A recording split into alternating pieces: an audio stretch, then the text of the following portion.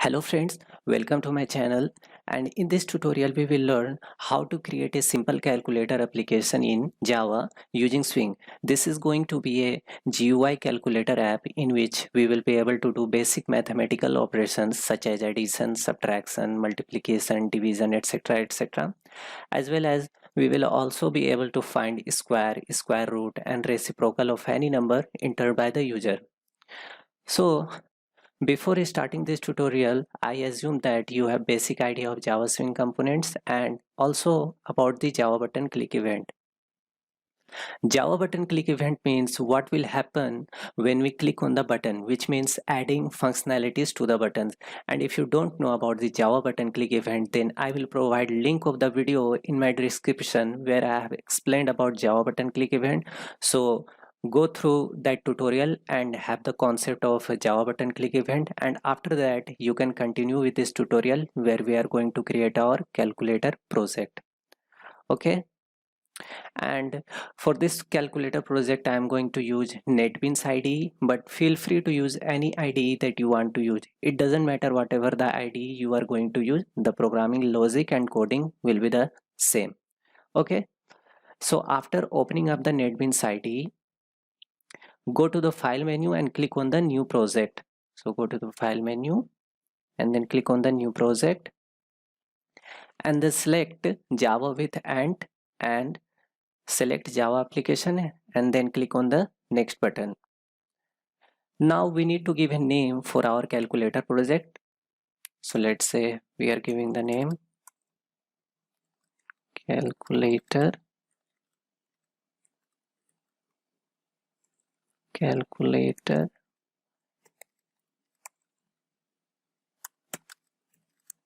application. Okay, and make sure that create main class checkbox is checked, as we are also going to include main method in our class. Okay, and then click on the finish button.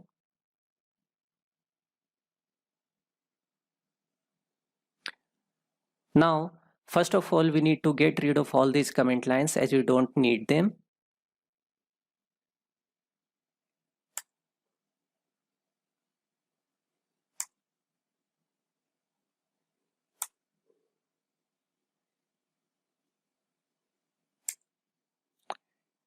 And now our code editing workspace looks pretty good. Now in the next part what we will do that we will create the constructor of our class. So let's create the constructor.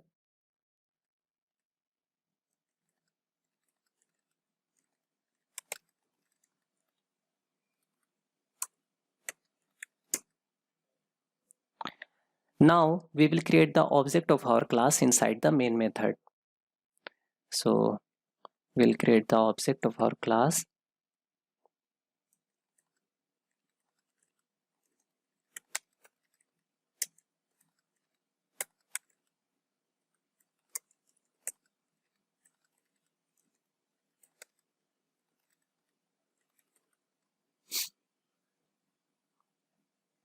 Now in the next step what we will do that we will create a window for our calculator application using the JFrame class and by setting some of the properties of JFrame class.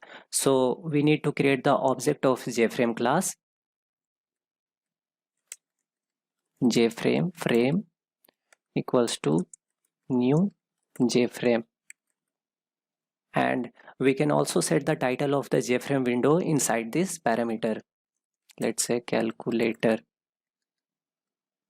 Now as you can see there is an error in our program because we are using the JFrame class which comes under the Java x.swing package, and we have not imported the Java x.swing package in our program. So we need to import the Java x.swing package to get rid of the error.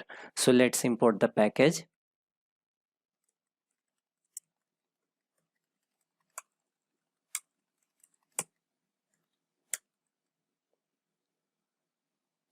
Now you can see that we have rectified our error. Now in the next step what we will do that we will set some of the properties of our JFrame class, which is the window of our calculator application, and we will set the properties of JFrame class like its size, layout, visibility, default close operation, etc, etc. And for this I'm going to create a user defined method. For each and every step I will create the user defined method so that our code will not look messed up and it will look neat and clean. So let's create the user defined method. Let's say public void prepare GUI. Now in the first step, we will set the size of our JFrame. For this, we will use the method setSize using the object of JFrame, frame dot set size.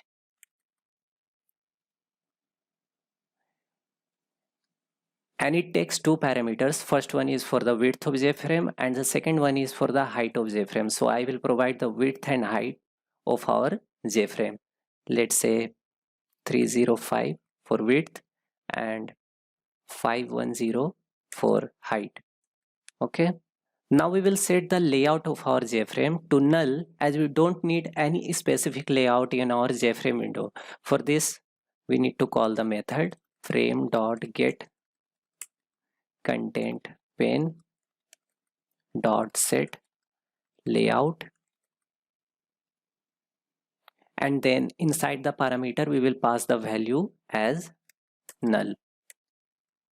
Next we will set the background color of our window. For this we will call the method get content pane and then set background frame dot get content pane dot set background, and inside the parameter we have to set the color using the color class and using the color constant. So we'll provide the value color dot, let's say, black. Now as you can see that there is an error in our program because we have used the color class which comes under the java.awt package. So we need to import the java.awt package in our program. So let's import the package, import java.awt.asterisk. Now next we will set the location of our JFrame in our window screen, which means when we will run our program, where the JFrame window should appear. I want that it should appear on the center of screen. For this we need to call a method frame.set location relative to, and inside the parameter we have to pass the value as null. Okay. Now in the next step we will set the visibility of our JFrame. For this we will call the method set visible, and inside the parameter we will pass the value true, which is a boolean value. And the last property we will set as the default close operation of our JFrame window, which means when we click on the close button of the JFrame window, then it should be closed. For this we will call the method set default close operation. So frame dot set default close operation, and inside the parameter we will pass the value JFrame dot exit on close. In the next part, we will call this user defined method which we have created, which is prepare GUI, from the constructor of our class. So we'll call the method prepare GUI. Now let's run our program. As you can see that we have successfully created the window for our calculator application. Now in the next step we will add essential components into it which we need for our application. So close the application. And for this part, first of all, we need to create object of all the classes for our components, and then we will set some of the properties of the components, and lastly we will add them to the JFrame window. So let's create object of the components that we need to add in our GUI calculator app. So the first one is JLabel.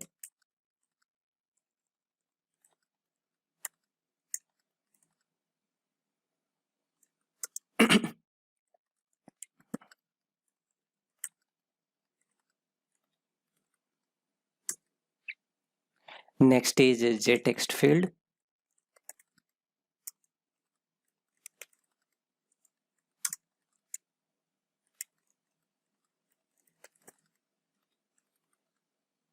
So in the same way, we can create all the components by creating the object of their respective classes. So now I'm going to fast forward this video, and for the detail, you can pause the video at any time to see what are the components that I am adding to the frame window.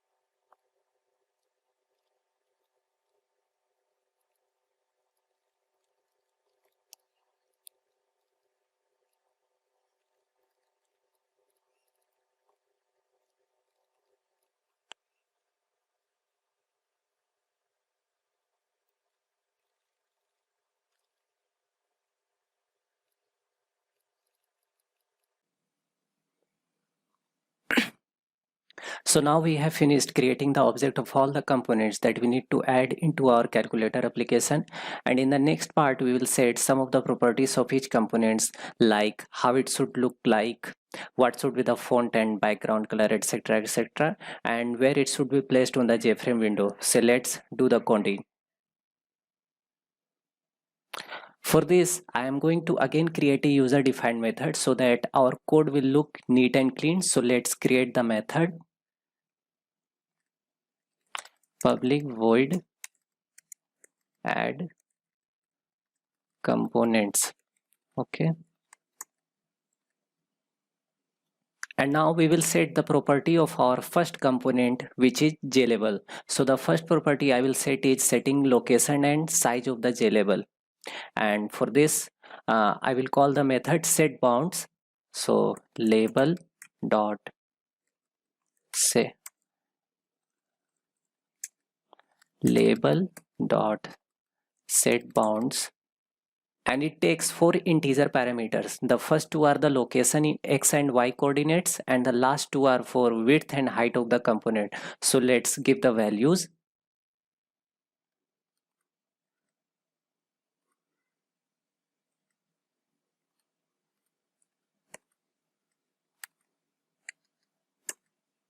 Next, we will set the foreground color of JLabel. For this, we will call the method label dot set foreground. Okay, and inside the parameter we will set the color dot let's say white. And lastly, we will add the J label to our JFrame window. For this, we will call the add method using the object of JFrame class. So frame dot add, and inside the parameter we will pass the object of the component that we want to add into frame. So in this example, we are adding label, okay, and then semicolon. And next we will set the properties of JText field. So the first property that we will set is setting the size and location using setBounds method. So text field dot set bounds.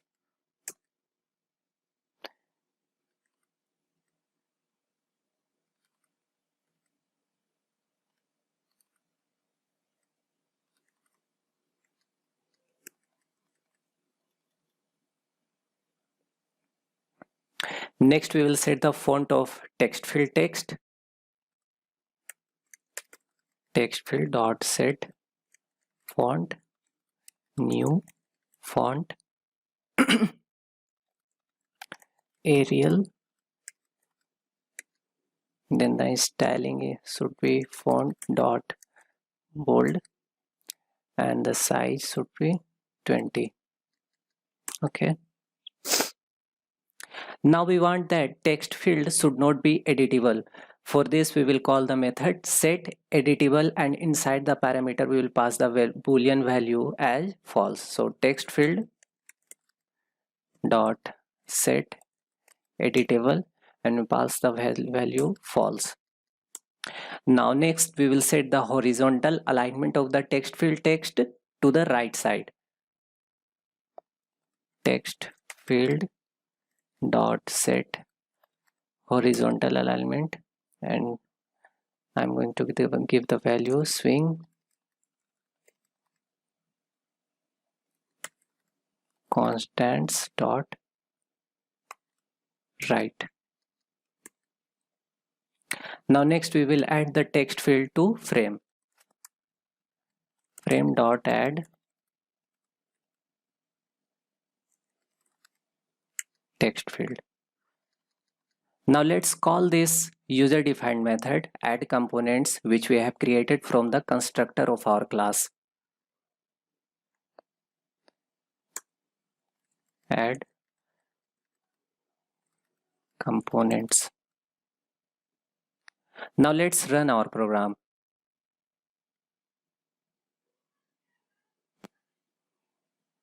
There is an error.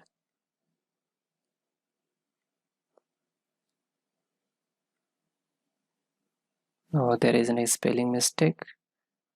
Components.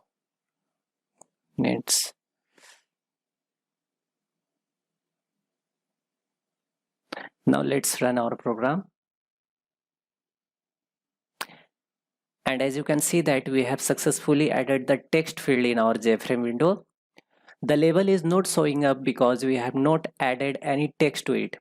And why I have created the label is that when we will be doing some calculation, then the label will show up just above our text field. So now close the application. And in the same way, we can set the properties of all the components that we have created. So it's going to be a very lengthy code. That's why I'm going to fast forward the video, and you may pause the video at any time to have a look what's going inside the code.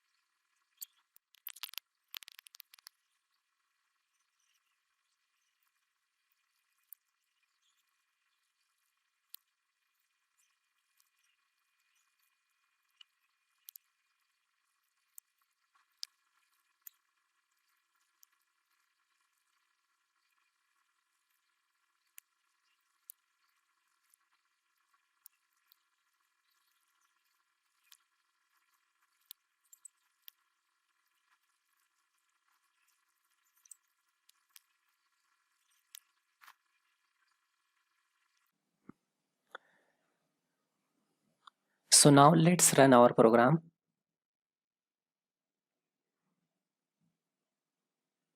As you can see that we have successfully added the components into our JFrame window and it's looking pretty good. Now let's click on the buttons.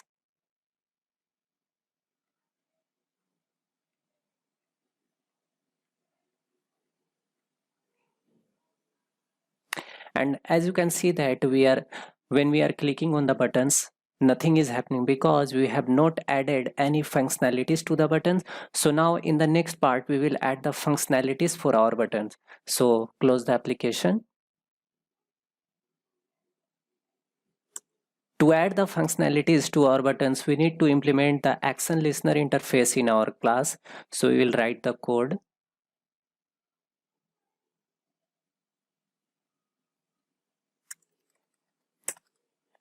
Implements ActionListener.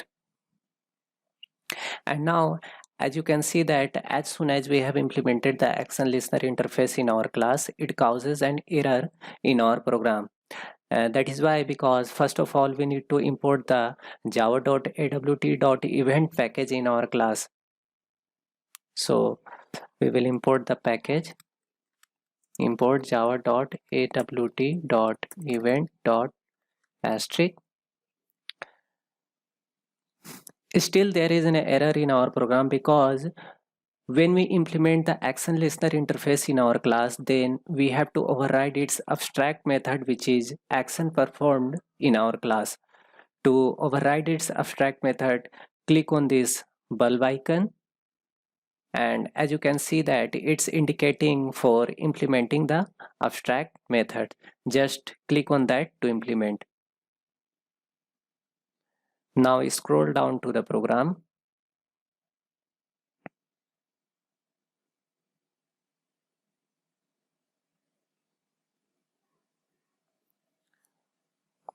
And as you can see that the actionPerformed method has been implemented. Now first of all we will delete this code as we don't need this in our program.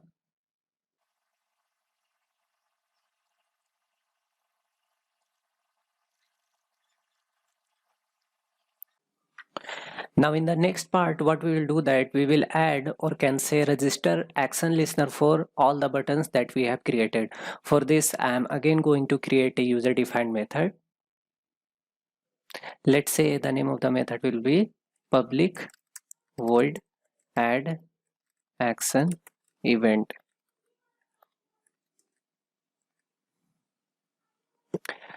To add ActionListener, we will call the method add ActionListener using the object of the component for which we want to add the ActionListener.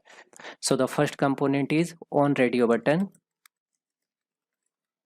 dot, then we will call the method add ActionListener. And inside the parameter it takes object of that class in which the ActionListener interface has been implemented. But you know that we are in the same class in which the ActionListener interface has been implemented, so instead of object name we will pass this as an argument.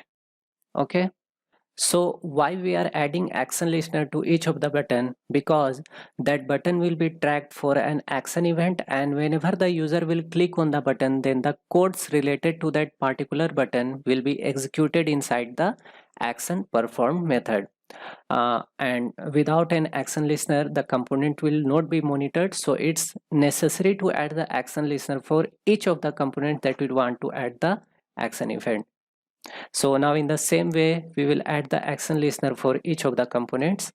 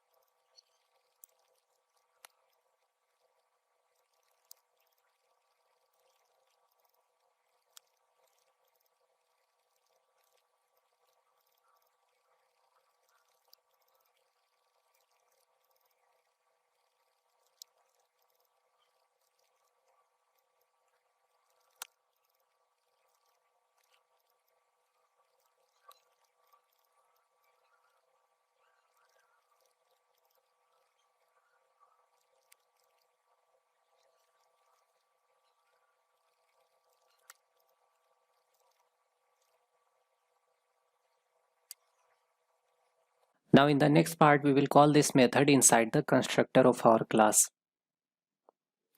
So the method is add action event. Add action event. Now we will create some variables which we will be needing for our calculation part. So let's create the variables.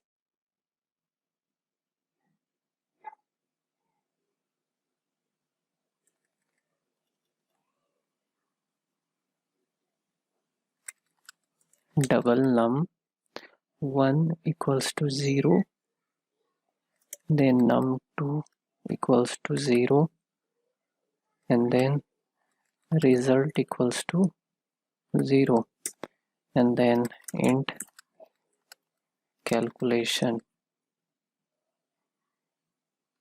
Now we will go to the actionPerformed method and do the codings for the each components that we have added ActionListener.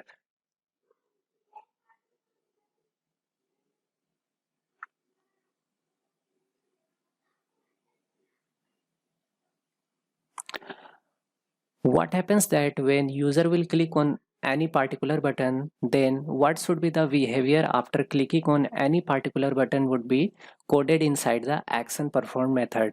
So inside the actionPerformed method, first of all, we will create an object of the object class.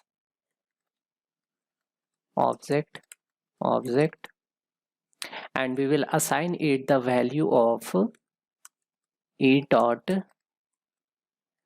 get source semicolon. Then after that we will create an if condition. If source equals to on radio button. It means that when the user will click on the on radio button, then what should happen will be coded inside here. So what I want that when the program will run, calculator will be on, so we don't need to do anything at that time. But when the user clicks on the off button and then again he needs to click on the on button, then what will happen that all the components should be enabled. And for this we will create a separate user defined method. Let's say the name of the method will be enable. Okay, and now we will create the enable method.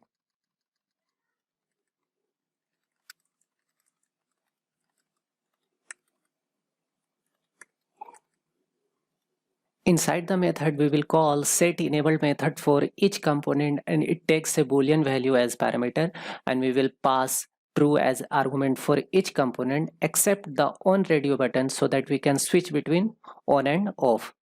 Okay, so we will call the method on radio button dot set enabled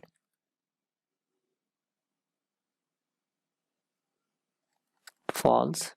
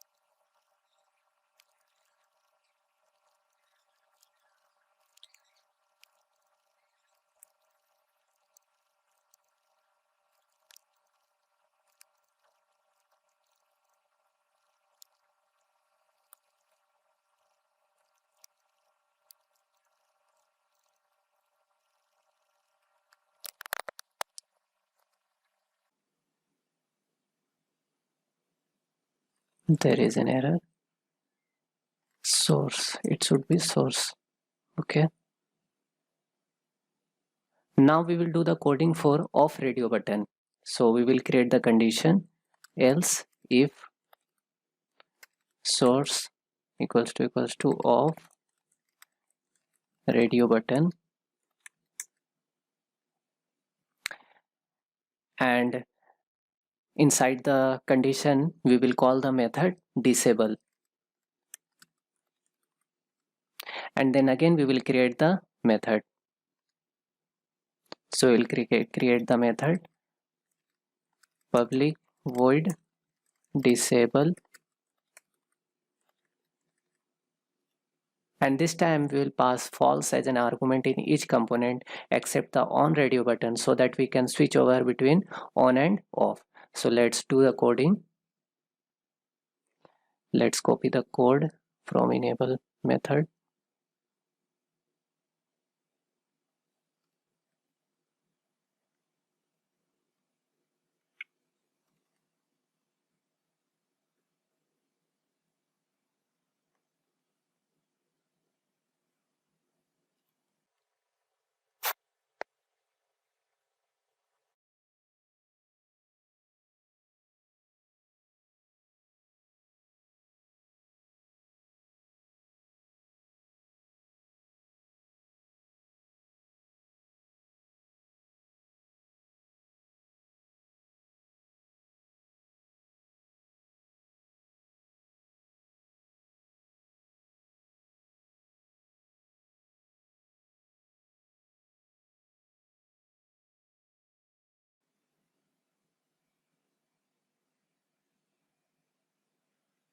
Now next we will do the coding for clear button.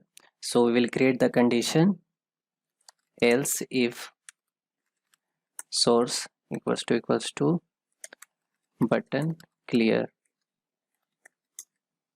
Okay, and now when someone clicks on the clear button, what should happen, that all the text of the text field as well as the text of level should be cleared. So let's do the coding. Label dot set text blank, and then text field dot set text blank. Now we will do the coding for delete button. So we will create the condition else if source equals to button delete. Now when someone will click on the delete button, what should happen, that as long as the user will click on the delete button, then the numbers should be deleted one by one from the text field until it becomes empty. So let's do the coding. For this, first of all, we will get the length of the text field text, and we will store that into an integer variable. Okay, so we will create an integer variable int length equals to text field dot get text dot length.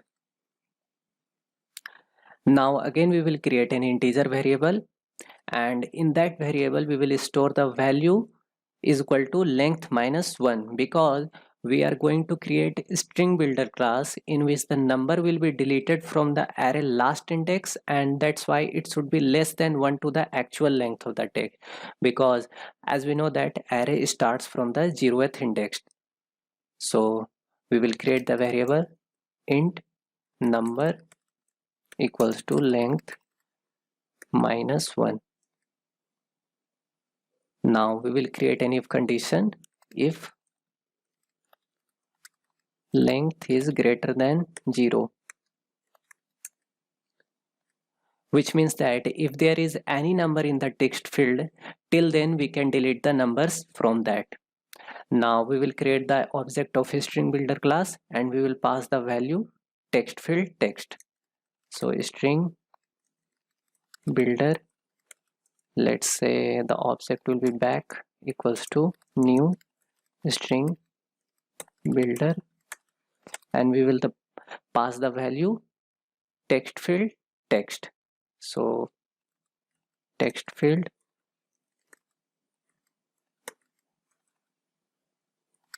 dot get text, and now we will delete the number at the last index of a string using delete caret method. So we'll call the method delete char at, and we have to give the index position which is number, and then we will set the text of the text field using setText method. So we'll call the method text field dot setText, and here we will pass the value back dot to string.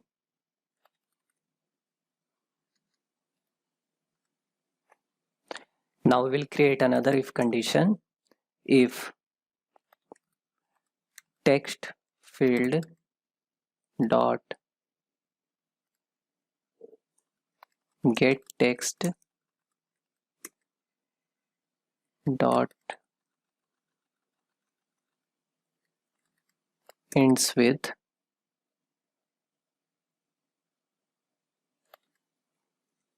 which means that if there is no text in the text field, then we will set the text of the label to blank. So label dot set text, and then we'll pass blank value. Okay. Now next we will do the coding for 0 button. So we will create the condition. So we will create an if condition, else if source equals to 0, button 0.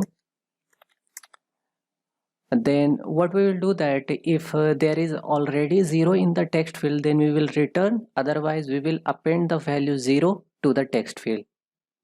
So we'll do the coding if text field dot get text dot equals 0, then return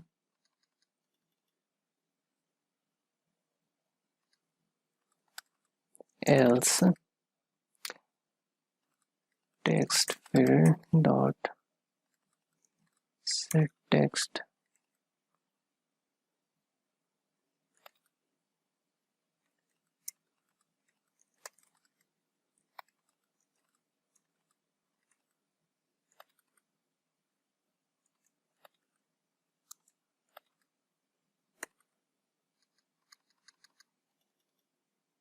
Now in the same way we can do the coding for all numeric buttons from 1 to 9.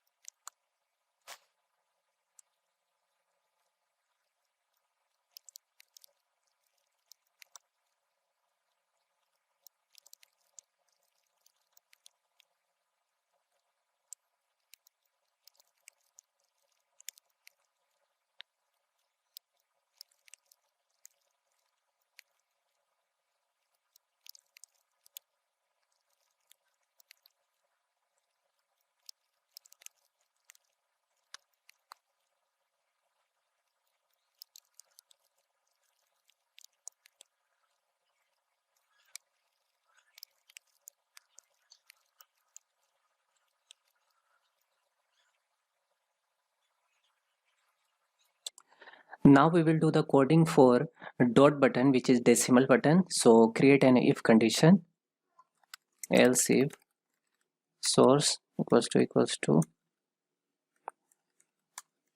button dot, and what we will do that if the text field already contains a decimal value, then we will return, otherwise we will append the dot value with the text of text field. So we will do the coding if text field dot get text dot contains a dot value, then we will return, else we will set the text field text field dot set text as text field dot get text, and we will append the value dot. Okay. Now next we will do the coding for our plus button. So we have to create the if condition, else if source equals to button plus, and then what we will do that first of all uh, we will create a string object and we will assign it the value of text field text. This is because we will use this value to display in our level. So we will create the object of string str equals to, and we will assign it the value of text field text. So text field dot get text. So now next what we'll do that we will get the value of text field text and we will store that value into a double variable. So num1 equals to double dot parse double text field dot get text, and then we will assign the value 1 to the calculation variable. Calculation equals to 1, and this calculation value will be used when we will press on the equals button, and then we will create a switch case condition, and there we will pass the calculation value in the switch case, and then the respective cases will be executed. And next we will set the text of text field to empty so that we can enter second number for the calculation. So text field dot set text empty semicolon, and next we will set the text of the level to the number that we have entered in the text field, and we have stored that number in the string object. So we will set the text level dot set text, and then we will give the value str, and then we will give the sign of plus, append the sign of plus, and then semicolon. There is something wrong.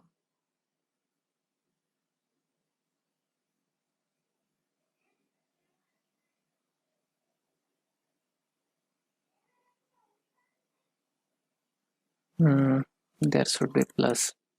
Okay.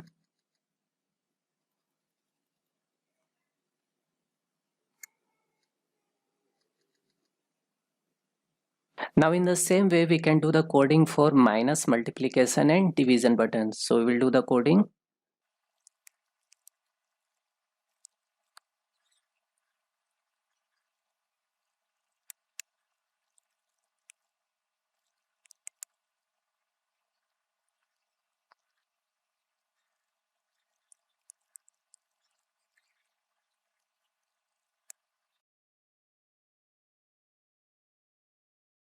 And now we will do the coding for a square button. So give the condition else if source equals to button square. Then now inside this what we will do that we will get the text of the text field and we will store that into num1 variable. So num1 equals to double dot parse double, and then we will get the text of the text field dot get text semicolon. And now we will find the square of the number and then we will store that into a double variable. So we will create the variable double square equals to math dot pow. We are using the power function, and then num1, and then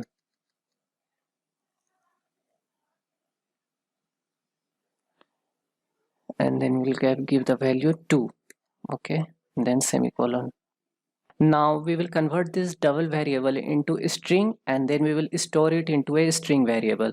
So we'll convert this double into string variable. So we'll convert this double dot to string square, and we will store this into a string variable. So string.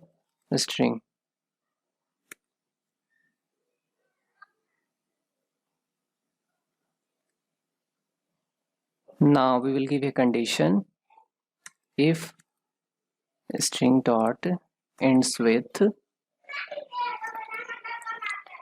0, then text field dot set text, and then string dot replace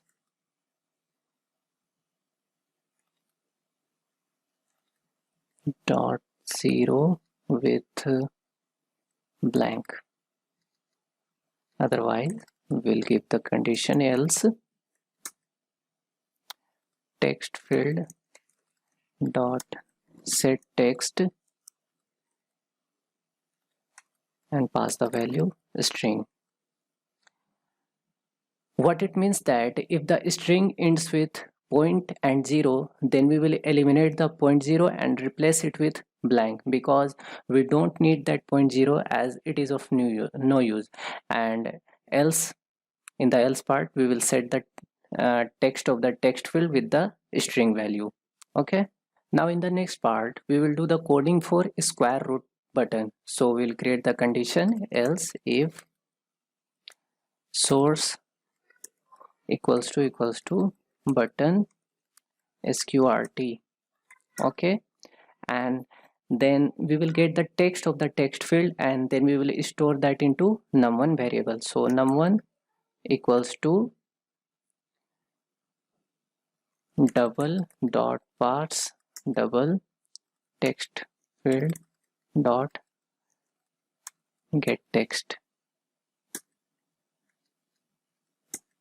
And in the next part, we will find the square root of the number using the sqrt function, and then we will store that into a double variable. So we will create a double variable, let's say double sqrt, and then we will find the square root of the number using the sqrt function. So math dot sqrt, and in the parameter we will pass the value num1. Okay, and in the next step we will set the text of the text field and provide the value in argument. So text field dot set text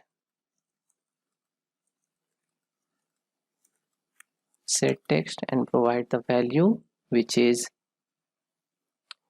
double dot to string. We need to convert it into a string, and then pass the value sqrt. Okay, so now in the next step, as we did the coding for a square button, in the same way we will do the coding for reciprocal number 2. So we will give the condition else if source equals to button reciprocal. Okay,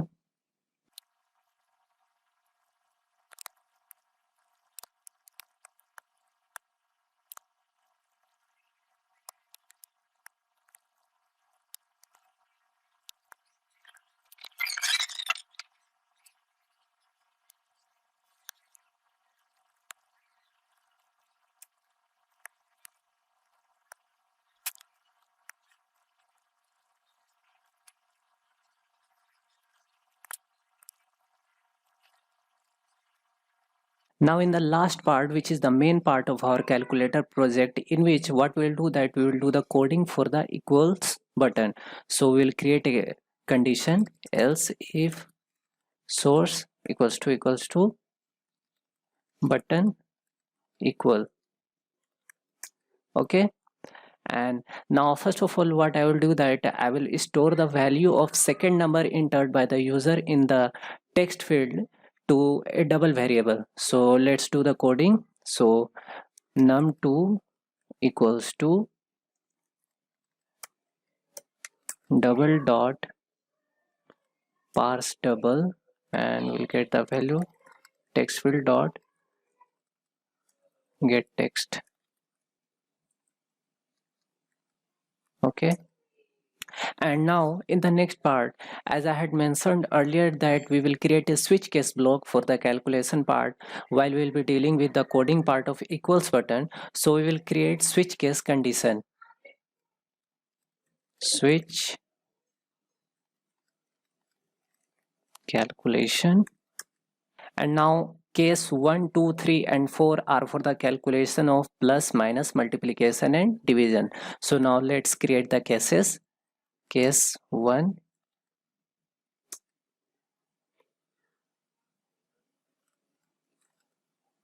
result equals to num1 plus num2.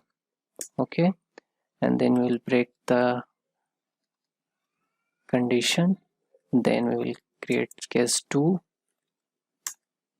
result equals to num1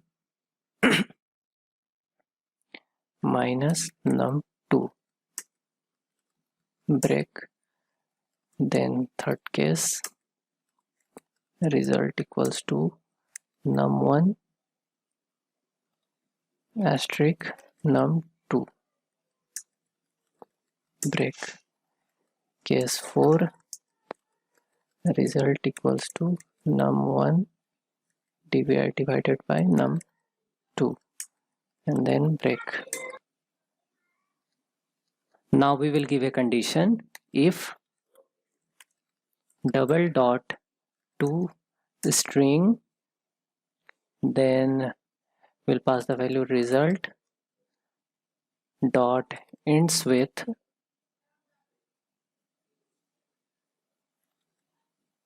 dot 0, then text field dot set text double dot to string result, and then dot replace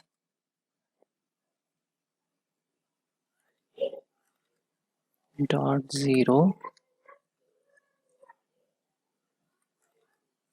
with blank, and then else part text field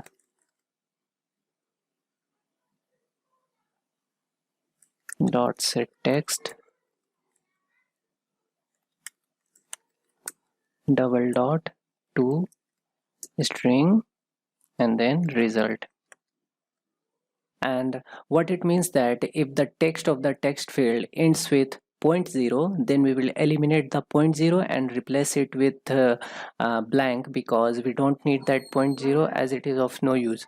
What it means that if the text of the text field ends with 0.0, then we will eliminate the 0.0 and replace it with blank, because we don't need that 0.0 as it is of no use. Now in the else part, we have set the text of the text field.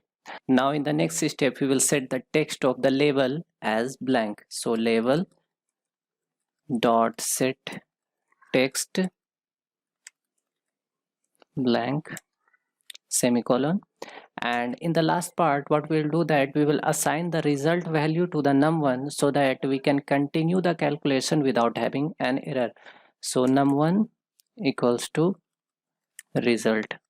Okay, so finally we are done with the coding part of our program. Now let's run our program and let's do some calculation in our calculator app. Okay, so 7, 8, 9, and then we will click plus, and as you can see that when we have pressed the plus button, then the text field has been cleared and the number displayed in the label. And now we will enter the second number for calculation. So 6, 5, and then press the equals button, and as you can see that it did the calculation and we got our result. Now let's do some other calculations too.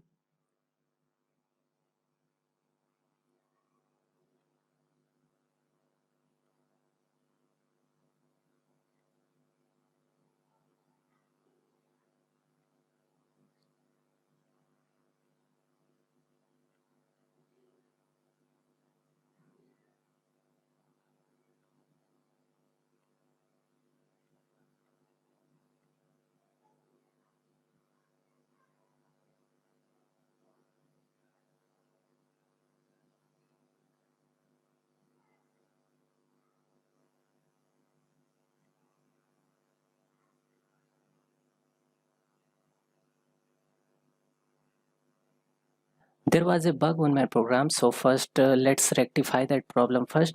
The problem was that when we click on the off radio button, then the label and the text field should be cleared, so we need to do the coding for that.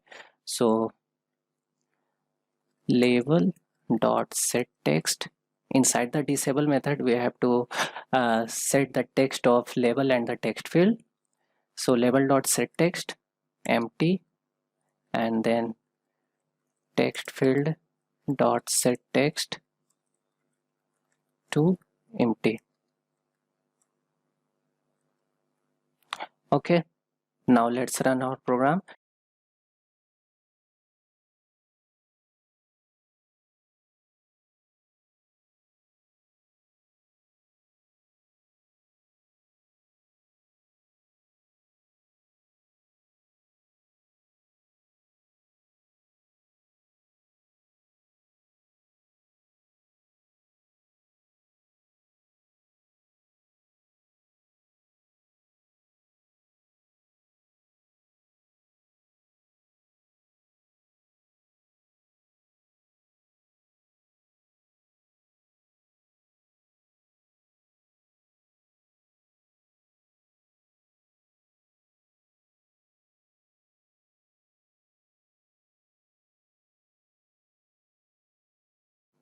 So this was all from this tutorial. Hit the like button if you like this video and subscribe to my channel for more this kind of videos. Thank you.